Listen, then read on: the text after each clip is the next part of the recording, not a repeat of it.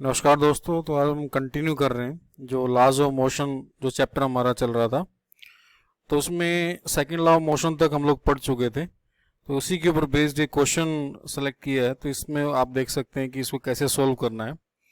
How much momentum will a dumbbell of mass 10 kg transfer to the floor if it falls from height of 80 centimetre, take its downward acceleration 10 metre per second square. That is acceleration due to gravity जो 10 metre per second square आपने लेनी है। तो ये question में क्या given है वो आप देख सकते हैं इसमें। तो एक बॉल जो है वो ऊपर से नीचे गिर रहा है, इसके अंदर एक बॉडी ऊपर से नीचे गिर रही है इसमें, इस पाथ के अलोंग। तो गिवन क्या है, इनिशियल वेलोसिटी 0 और फाइनल वेलोसिटी आपको फाइंड आउट करनी है। तो तभी फाइनल मोमेंटम पता चलेगा आपको।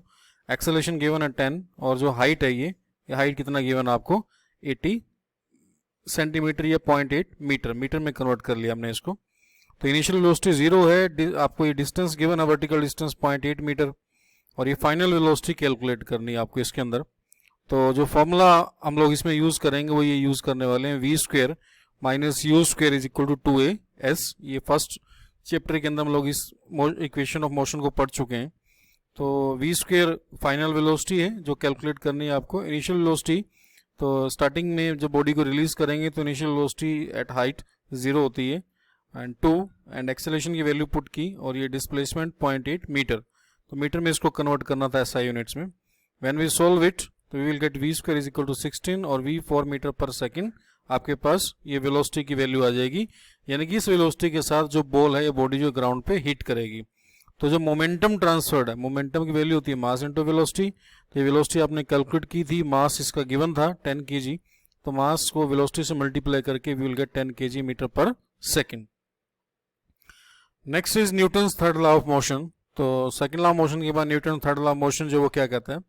तो according to Newton third law of motion, whenever one object exert a force on second object, the second object also exert an equal and opposite force on the first object। ठीक है, तो इसको इस type से भी बोल देते हैं action and reaction forces. That is for every action there is equal and opposite reaction. ठीक है, तो हर एक्शन के लिए इक्वल एंड अपोजिट जो है वो रिएक्शन जरूर होता है उसमें। तो इसको कुछ एग्जांपल से समझते हैं। जैसे मान लीजिए कि ये दो ऑब्जेक्ट हैं, ऑब्जेक्ट 1 एंड ऑब्जेक्ट 2, तो ये आपस में टकराते हैं। तो जैसे मान लीजिए कि ये F12 will be the force exerted by first object on second object during collision. तो सेकंड ऑब्जेक्ट भी फर्स्ट के ऊपर फोर्स लगा रहा है, वो कितना फोर्स लगा रहा है F21 इस डायरेक्शन में। तो ये दोनों फोर्सेज जो है एक दूसरे के इक्वल मैग्नीट्यूड में और डायरेक्शन इनका अपोजिट है। तो both forces are equal in magnitude and opposite in direction. तो यहाँ नेगेटिव साइन जो है अपोजिट डायरेक्शन को इंडिकेट कर रहा है। जैसे इसका डायरेक्शन ये लेफ्ट राइट टू लेफ्ट है और इसका लेफ्ट टू राइट, तो लेकिन इनका मैग्नीट्यूड सेम होगा। अगर ये ऑब्जेक्ट इसके ऊपर 5 न्यूटन फोर्स लगा रहा है तो सेकंड भी इसके ऊपर 5 न्यूटन ही फोर्स लगाएगा। फर्क सिर्फ इतना होगा कि दोनों की डायरेक्शन अपोजिट होगी। तो एक का एक्शन और दूसरे का क्या हो जाएगा, रिएक्शन। तो एक्शन और रिएक्शन एक दूसरे के इक्वल एंड अपोजिट होते हैं। एक और एग्जाम्पल इसमें जैसे शो किया गया, एक स्मॉल डेफिनेशन ये भी हम यूज करते हैं action reaction Newton third law of motion के लिए। For every action there is equal and opposite reaction. तो ये पर्सन जैसे ही इस बोट से जंप करेगा यहाँ पे प्लेटफॉर्म के ऊपर, तो ये जब जंप करेगा तो दिस इज एक्शन और ये बोट जो है वो बैकवर्ड डायरेक्शन में जाएगी, दिस इज रिएक्शन। तो दोनों एक्शन और रिएक्शन एक दूसरे के इक्वल एंड अपोजिट होते हैं। तो अगर पर्सन इस लेफ्ट साइड में जंप करेगा तो बोट जो आपकी वो राइट साइड में जाएगी, दोनों सेम डायरेक्शन में नहीं जाएंगे। एक और एग्जांपल के थ्रू इसमें एक्सप्लेन किया गया है। जैसे मान लीजिए कि एक वॉल है और वॉल के साथ हमने एक ये स्प्रिंग बैलेंस जो है उसको हमने अटैच किया हुआ है। एक स्प्रिंग बैलेंस के साथ दूसरा स्प्रिंग बैलेंस अटैच किया गया है। अगर हम यहाँ पे फोर्स लगा के पुल करते हैं स्प्रिंग को, तो इसमें स्प्रिंग बैलेंस शो करेगा कि कितना फोर्स हमने इसके ऊपर लगाया है। तो जितना ये स्प्रिंग बैलेंस रीडिंग शो करेगा उतना ही ये स्प्रिंग बैलेंस रीडिंग शो करेगा, क्योंकि ये जो स्प्रिंग है वो इसको क्या कर रहा है, पुल कर रहा है अपनी तरफ। तो बी भी ए को अपनी तरफ क्या कर रहा है, पुल। और एक्शन और रिएक्शन एक दूसरे के क्या होते हैं, इक्वल एंड अपोजिट।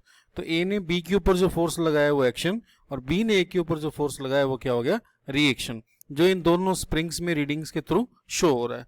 तो दोनों एक दूसरे के इक्वल एंड अपोजिट होंगे। तो this is Newton third law of motion. एक और एग्जांपल, जैसे बैलून है हमारे पास, ये बैलून इन्फ्लेटेड बैलून, तो हवा से फिल्ड है ये।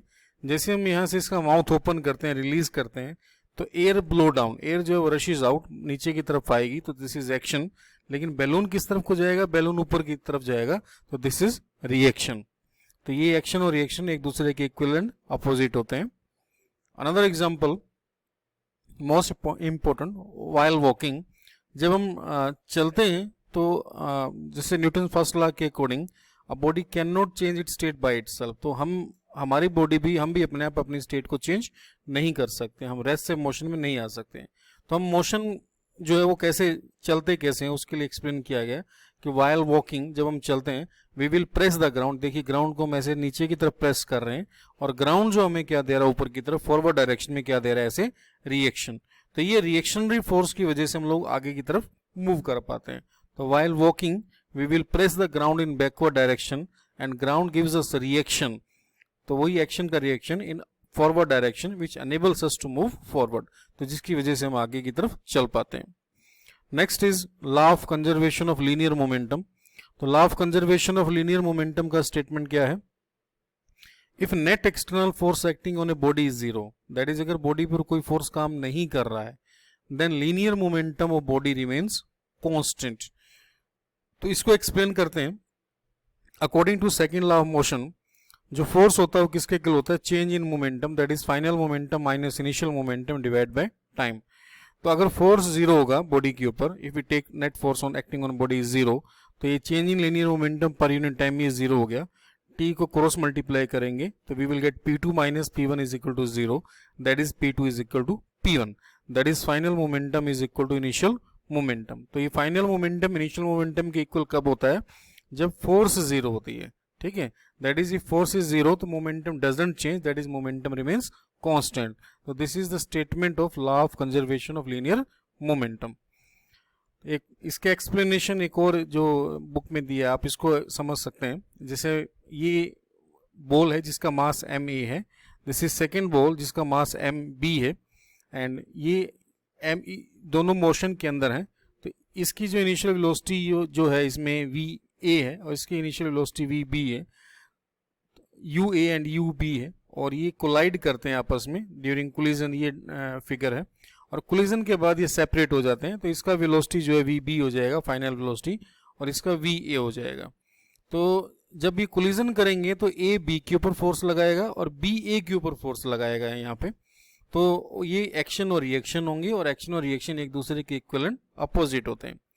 तो ड्यूरिंग कोलिजन के दौरान क्या हो रहा है, FAB ये जो फोर्स है, let FAB is the force exerted by ball A on ball B। तो ये FAB जो है वो A बॉल ने B के ऊपर जो फोर्स लगाया है वो फोर्स है, और फोर्स किसके इक्वल होता है, फोर्स इक्वल होता है change in linear momentum per unit time.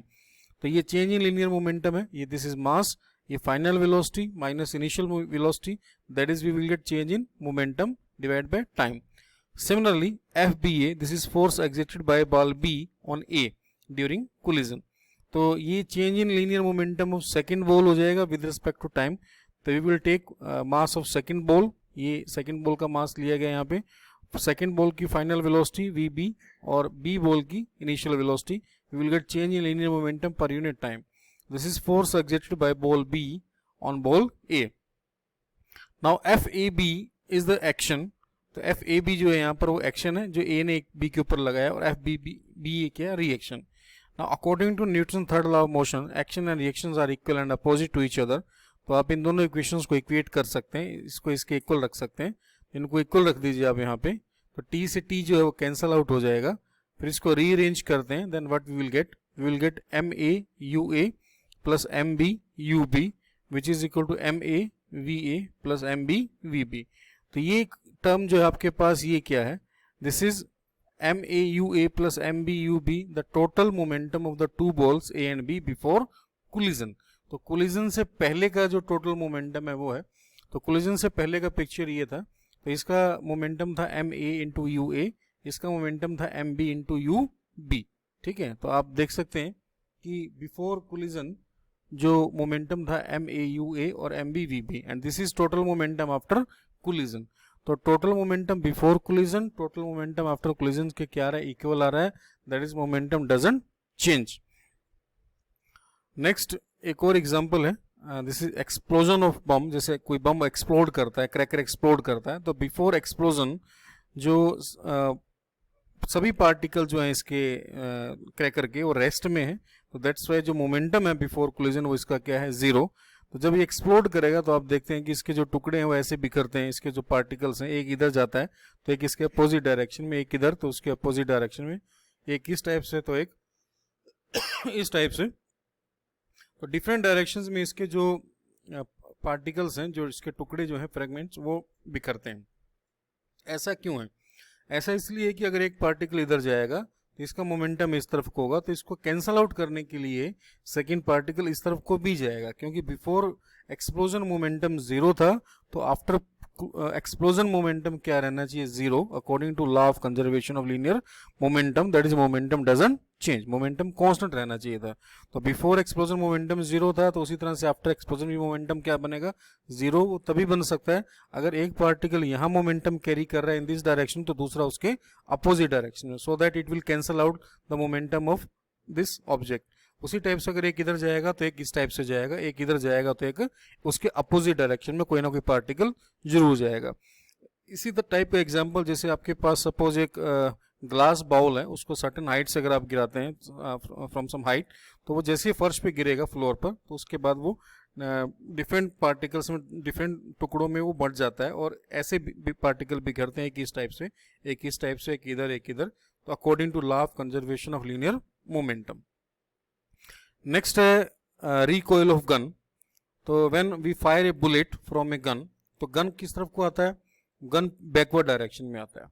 तो गन बैकवर्ड डायरेक्शन में ही क्यों आता है, गन जो है फॉरवर्ड डायरेक्शन में क्यों नहीं जाता है? तो उसके पीछे भी एक्सप्लेनेशन है कि बिफोर फायरिंग, जब हमने फायर नहीं किया है, तो both bullet and gun are at rest, दोनों रेस्ट में है, तो मोमेंटम जो है बुलेट और गन का वो क्या है, जीरो।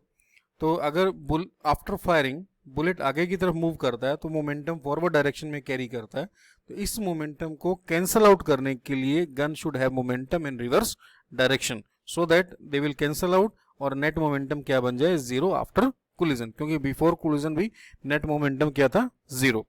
तो इसी प्रॉब्लम को थोड़ा और एक्सप्लोर करते हैं। Let mr will be the mass of the rifle and mb will be the mass of the bullet. Before firing, जैसे मैंने बताया कि both rifle and bullet are at rest, तो बिफोर फायरिंग जो नेट मोमेंटम है वो क्या हो जाएगा, जीरो। दोनों का वेलोसिटी, राइफल का और बुलेट का वेलोसिटी जीरो था, इनिशियल वेलोसिटी, तो मोमेंटम, ये राइफल का मोमेंटम, ये बुलेट का मोमेंटम, तो वो क्या बनेगा, जीरो। दोनों के मोमेंटम ये क्या है, जीरो है before firing. Now after firing what will happen, जो नेट मोमेंटम है वो क्या हो जाएगा, ये राइफल का मोमेंटम, ये बुलेट का मोमेंटम, तो राइफल का मास इनटू राइफल का वेलोसिटी आफ्टर फायरिंग, बुलेट का मास, बुलेट की velocity after firing. Now, according to law of conservation of linear momentum, net momentum before firing it should be equal to net momentum after firing. तो before firing net momentum zero था, तो zero is equal to, ये after firing था, इसके equal इसको हम place कर देते हैं। तो यहाँ से हम इसको रीअरेंज करते हैं, तो इसको जब हम उधर लेके जाएंगे तो लेफ्ट हैंड साइड में, तो ये टर्म नेगेटिव हो जाएगी, तो minus M B V B. उसके बाद हम वी आर यहाँ से कैलकुलेट कर सकते हैं, एम आर इधर चल के अपॉन में चला जाएगा, तो you will get minus M B V B upon में एम आर।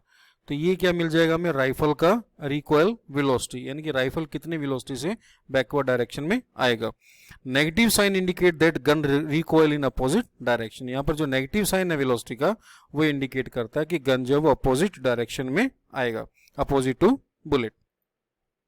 तो एक प्रॉब्लम है इसी के ऊपर बेस्ड, ये क्वेश्चन है, आप सोल्व कर सकते हैं।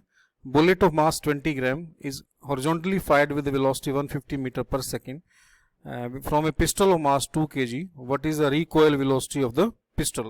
तो अभी जो पीछे हमने जो फॉर्मूला ड्राइव किया था, यही फॉर्मूला जो है इसमें यूज हो जाएगा।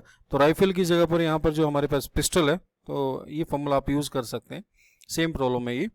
तो देखिए इसको जब सोल्व करेंगे तो क्या आपके पास आएगा, तो यहाँ पर V R is equal to formula हमने यूज किया, तो V R that is gun की वेलोसिटी, राइफल की या पिस्टल की वेलोसिटी है, and M B it will be mass of bullet, bullet का मास 20 ग्राम था, तो इसको केजी में कन्वर्ट करना पड़ेगा, तो 0.02 केजी।